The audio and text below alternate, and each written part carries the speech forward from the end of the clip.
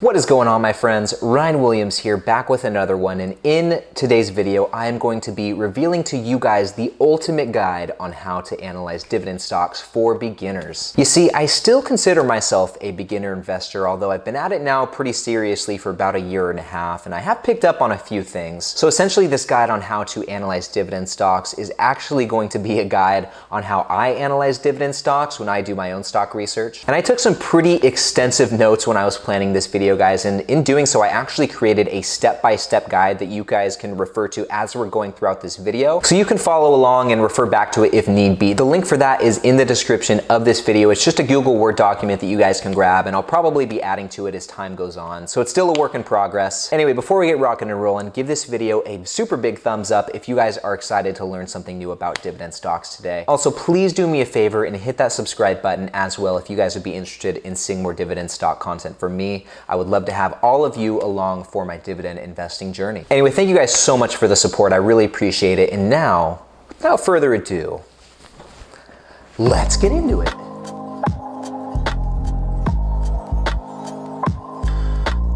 All right, guys, now I figured the best way to approach this would be to go through this explanation and go through this guide as if we were actually going to be analyzing a new dividend stock. So for today's example, we are going to be using one of the stocks on my watch list, one that I just want to buy so bad, and that is Pepsi, ticker symbol PEP. Now, the very first step I take when analyzing a new dividend stock, guys, is just simply looking at the price history. And we are here on seekingalpha.com, where if you guys have never heard of this site, you can look up any stock you want, any ETF, whatever it is. You can just type in the ticker symbol and all this really great information pops up. And as I was saying before I went off on this little rant, the very first thing I do, guys, is I look at the price history. Now, let's take it back 5 years. You can click these different timelines. We can even go back as far as 10 years or even like a maximum timeline, which looks like it goes back to like the early 90s. So just looking at the price history, we don't maybe need to go 10 years back, but looking 5 years back, 1 year back, okay, we can see it's all pretty positive so far, which indicates that this company has a tendency to appreciate in value, or this stock has a tendency to appreciate in value as time goes on. But contrary to this, if we were to look at this price history and see some red, and if we were to see like across the last year, across the last 5 years, or even across the last 6 months, see a stock's price trending downward, this could indicate a pretty good buying opportunity depending on how much of a discount it is. There are some that you'll find, especially right now, there's some diamonds in the rough that are down like 7-8%, maybe even 10-12% in the last 6 months, or a couple that have dropped so much even in the last month. So if you guys keep your ear to the ground on any sort of dividend investing stuff, I'll switch gears real quick actually. AbbVie, which is a popular healthcare stock, just in the last couple days dropped 7%. So sometimes you can look at stocks and you'll see discounts where you least expect them. So this is why I make this one of the first steps to help determine the affordability of the stock that I'm looking at. Now, switching back to Pepsi, we've established that this one tends to go up in value as time goes on. It doesn't look like it's really going down in price at all, so maybe there's not a good buying opportunity. But the silver lining here is that because it continues to go up over time, this might make for a pretty solid investment. So once you've looked at this, the next question is this stock currently priced at a discount, or is it affordable enough to be in the buy range? Now, there's a few metrics that we use to determine this, guys. The first of which, and the most popular of which, is the PE ratio. So if we look over here, we can see that Pepsi has a current or a forward PE ratio of 25.17. And to give you guys a general rule of thumb, a PE ratio under like about 20 is what we would consider affordable. So we could look at this and say, just based on the PE ratio, it may not be the most affordable stock to buy right now. Now, there are some, like if you go look at AT&T right now, you'll see that the PE ratio is in the single digits, 8.69, which indicates, okay, this stock might be at much more of a discount, especially if we go back to the very first thing that we were talking about, looking at the recent price history. Oh, it's down 7% in the last year, and it has a low PE ratio. It could be within buying range. Anyway, guys, going back to Pepsi, that's the PE ratio, but there are a couple other metrics that we can look at to help us determine the affordability of a stock at its current times. So what we'll do next is click over to this value page and scroll down a little bit. And the other two metrics that are somewhat comparable to the PE ratio are going to be the price to book ratio and the price to cash flow. Now, the price to book, if we're looking for a general rule of thumb, which I'm going to be giving you guys a lot of these rule of thumbs that I have learned along the way or that I've read along the way. a good rule of thumb to look for with price to book is as close to 1.0 as possible. So Pepsi currently has a price to book of 14.18, which is way out of that range. So this combined with PE ratio does indicate, okay, Pepsi may not be the most affordable stock to buy right now. And then the last metric that we can look at is the price to cash flow, which another rule of thumb for the price to cash flow, anything really in the single digits is going to be considered affordable from what I've read. And as we can see, just looking at this, Pepsi is not there. So all three of the metrics that we've looked at so far to determine affordability, the PE ratio, the price to book ratio, and the price to cash flow ratio all look to be outside of the range of affordability with Pepsi. Now, does that mean that you should stay away from buying this stock? I don't know. Who's to really say? It's going to depend on the investor. You're just going to have to use your own discretion to determine if it's going to be worth paying a higher price for than maybe you would get it for at a different time. But then with that said, you always run the risk of the stock continuing to go up in price, which just based on what we've looked at so far with this stock, Pepsi seems to do. But the good thing, guys, is none of the metrics that we've talked about so far are the end all be all to determine if a stock is worth buying. And this is why we've placed this at the beginning of the guide in step number 1. All right, guys, now once I've gotten a good feel for what this stock tends to do over time as far as share price goes, as well as where it's currently at as far as valuation goes, the next thing that I like to do is take a look at the dividend stats, which if you guys know me, you guys know that I am solely a dividend investor. I don't own any stocks that don't pay a dividend. That could change over time. But for now, I am strictly a dividend investor. So for me, that's a really, really big deal, which brings us to step number 2, like I said, looking at the dividend stats and the dividend history of the stock we're analyzing. So to do that, on Seeking Alpha, just click over to the dividends page and you can scroll down and it's going to give you what Seeking Alpha calls a dividend scorecard, which are just a handful of pretty important stats that pertain to the dividend yield, payout ratio, 5-year growth rate, dividend growth, stuff like that. And let's just run through each of these one by one. So the very first one we'll start with is the dividend yield. Now, in some cases, guys, I'm really not as concerned with the dividend yield as I am with other stats that pertain to the dividend, like the payout ratio or the growth rate in history.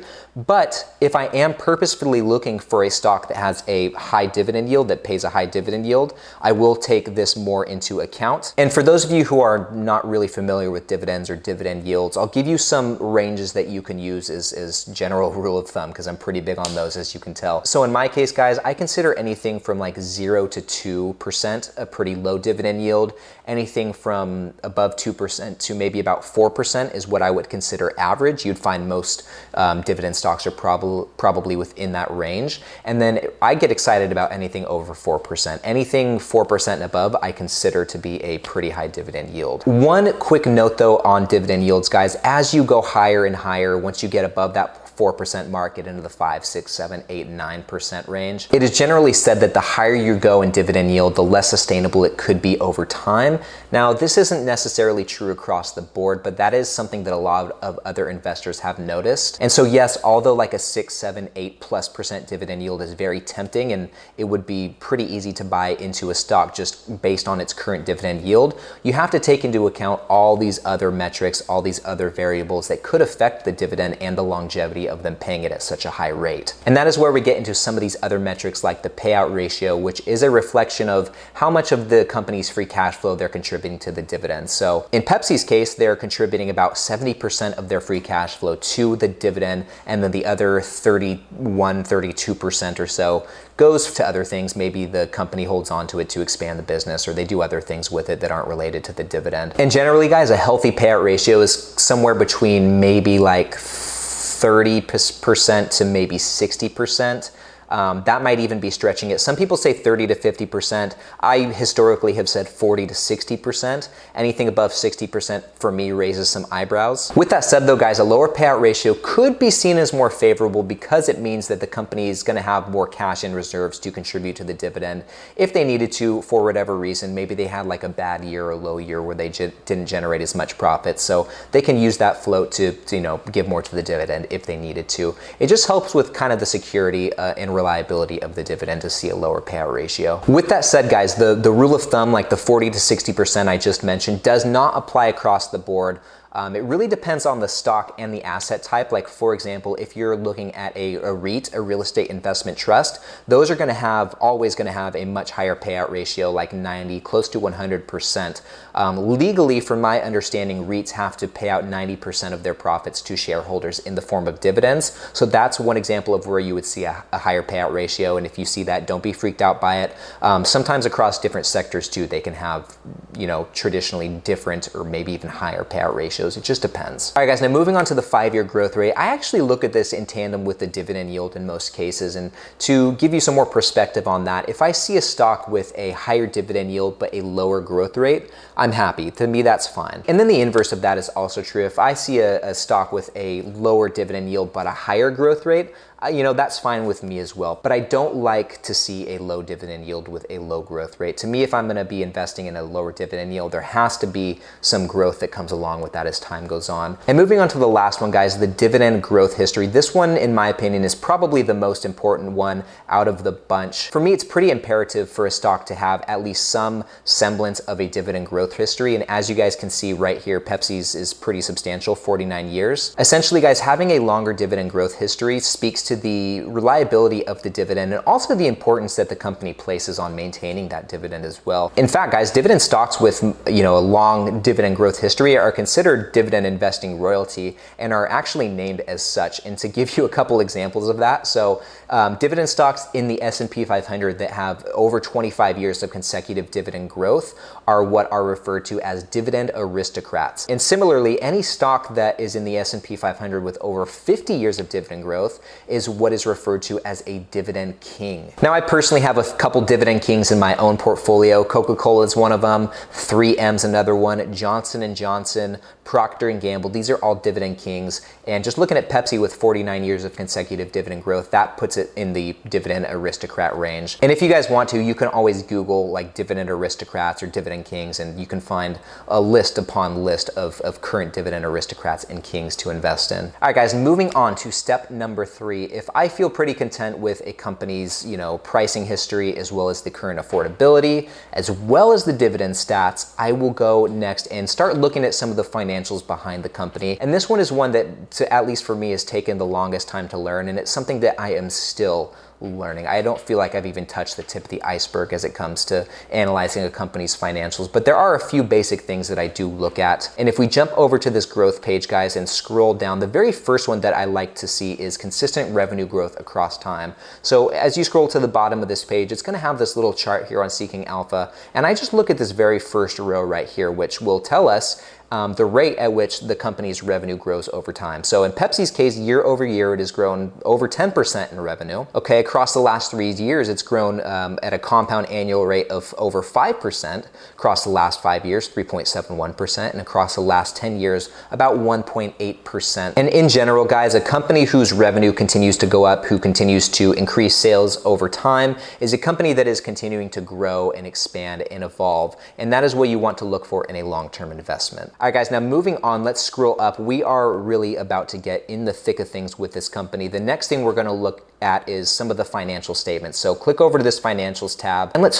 first look at this income statement here. So we just kind of talked about revenue, and this row right here will also show revenue, not in terms of percentage growth, but just in terms of numbers. So we can see that with Pepsi, it looks like it has grown every year, at least for the last 5 years in revenue. So that's right in line with what we saw on the other page. The same is true with this company's gross profits. Looks like it's growing or has grown every year, at least for the last 5 years. And then scrolling down a little bit more, guys, what's the dividend per share looking like? We know that they have 49 years of consecutive dividend growth. So we know that this number is going to be, increasing at least across the last 5 years. And then also, guys, what's their payout ratio history looking like? We kind of talked about an ideal range of payout ratios, but what's normal for this company? So from 2016 to now, it looks like for the most part, it stayed between the 65 to on average probably 78 or 79% range, with one anomaly being in 2017 where they had a 92%